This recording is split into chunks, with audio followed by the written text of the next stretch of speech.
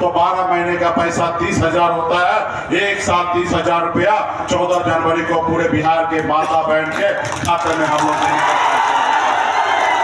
उसी तरीके से हम बिहार में हमारे गार्जियन अभिभावक को वृद्धा पेंशन बढ़ा के हम लोग 1500 रुपया करेंगे, 200 यूनिट बिजली फ्री करेंगे, 500 रुपये में गैस सिलेंडर होगा और हर घर में सरकारी नौकरी देने का हम लोग का संकल्प है।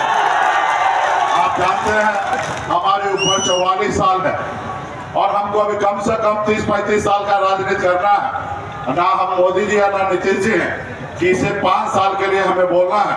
हमको पता है कि हम उतना ही बोलेंगे जितना हम कर सके। हमको पता है कि एक बार आपसे अगर झूठ बोलेंगे तो दूसरी बार आपका नजर नहीं मिला सकते, इसलिए इतना ही हम बोलते हैं जितना हम लोग कर सकते हैं। गुजरात से हमारे मोदी जी, एक तो हमारे भाई गुजरात से भी आए हैं, लेकिन उनकी सच्चाई बता रहे हैं हमारे जीवेश जी। और एक वो मोदी जी जो आपको सपना दिखाए थे कि हर साल 2 करोड़ नौकरी देंगे, विदेश से काला धन लाएंगे, 15-15 लाख रुपया देंगे और आप मजा करना। आज हमारे देश को कहाँ ला दिया?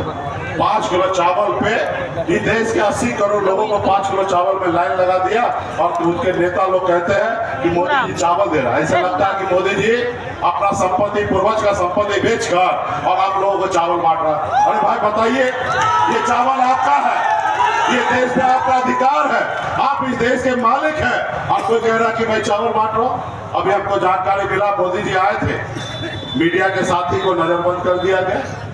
जो उनके हाथ में जेब में बिके हैं वो तो उनके पास है, और जो थोड़ा भी अगर उनके विरोध में दिखाएंगे तो उनको उठा के जेल में डालने का काम करेंगे, घर में बैठाने का काम करेंगे। तो ये लोकतंत्र ऐसे चलेगा? ये देश जो है, नेता आएंगे जाएंगे, देश हमारा हमेशा रहने वाला है।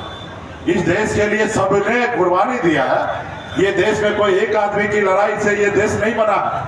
खास करके गरीब पिछड़ा दलित के लोगों ने इस देश के लिए 250 साल तक अंग्रेज से लड़ाई लड़ा, तब ये जाके देश आजाद हुआ साथियों। ये देश आपका और हमारा है साथियों। और आज इस देश को लोग कुछ पूंजीपति वाले, कुछ अमीर लोगों के हाथ बेच रहा है। आपने देखा होगा, चंदा दो धंधा लो। आप बताइए कि देश में ऐसी राजनीति करने वाले वो भारतीय जनता पार्टी, मोदी जी इस देश का कहाँ लेके जा रहे हैं। और अभी नीतीश जी के बारे में क्या ही कहेंगे? पिछले 20 सालों से बिहार में सरकार चला रहे हैं। एक बार 2005 में जब वो आए, लोगों को लगा लालू जी को बदलना है, तो इसलिए और नीतीश जी को ले आए, जिसमें नीतीश जी का कोई रोल नहीं था। हाँ, 2010 में नीतीश जी काम के दम पर सत्ता में आए, लेकिन 2015 में नीतीश जी के साथ लटक कर बिहार के मुख्यमंत्री बने। और 2020 में तो ऐसी परिस्थिति बना, महज 42 विधायक पर बिहार के मुख्यमंत्री बने। अगर मुकेश सहनी, एक मल्ला का बेटा, समर्थन नहीं देते तो नीतीश कुमार बिहार के मुख्यमंत्री नहीं बनते। एक परिस्थिति बना, इसलिए वो मुख्यमंत्री बने। और मैं कहूंगा कि देश का इकलौता बिहार का एक बिहारी नीतीश कुमार जी, जो मोदी जी से 13 सालों से लड़ाई लड़ रहे हैं।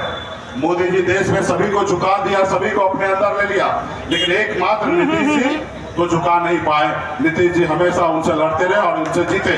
लेकिन दुख इस बात का होता है कि 2013 से आज तक मोदी जी से नीतीश जी लड़ते रह गए, लेकिन बिहार के युवा का भविष्य जो है खतरे में डाल दिया साथियों। बिहार का युवा का खतरे में डाल दिया भविष्य। तो इसलिए साथियों, आज नीतीश जी अस्वस्थ हो चुके हैं।